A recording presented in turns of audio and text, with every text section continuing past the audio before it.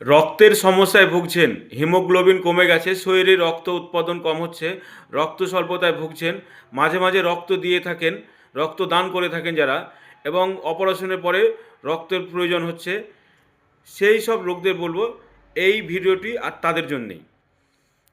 Vitamin B12 সমৃদ্ধ খাবার এবং আয়রন সমৃদ্ধ খাবার বেশি বেশি করে খাওয়া প্রয়োজন, এবং ভিটামিন সি যাতে আপনার রক্ত তৈরি করতে সহায়তা করে, এবং কপার জাতীয় খাবার এগুলো বেশি করে খাওয়া উচিত। কপার জাতীয় খাবার হচ্ছে আপনার সামুদ্রিক যে তলদেশে ঝিনুক শামুক থাকে, এগুলো হচ্ছে কপার জাতীয়, এগুলো খেলে খুব তাড়াতাড়ি রক্ত বৃদ্ধি হয়। তার সঙ্গে আপনার রাজমা, মেথি শাক, ছোলা, সয়াবিন, পেঁপে, তিল, আপনার কুমড়োর বীজ, কুলেখাড়ার শাক, আপনার এই পালং শাক, লাল শাক, কচু শাক, কিশমিশ, ডালিম, আপেল, খেজুর এবং ডিমের কুসুম, লাল মাংস, খাসি বা গরুর কলিজা, শিঙি মাছ, মসুরির ডাল, দুধ, বিটরুট, এই সব জাতীয় খাবার আপনার বেশি রক্ত উৎপাদনে সহায়তা করে।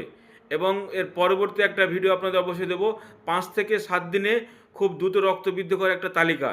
তো বলবো এই যে নিয়মগুলো বা এই খাবারগুলো খেলে ইনশাল্লাহ আপনার খুব দ্রুত রক্ত বৃদ্ধি করবে।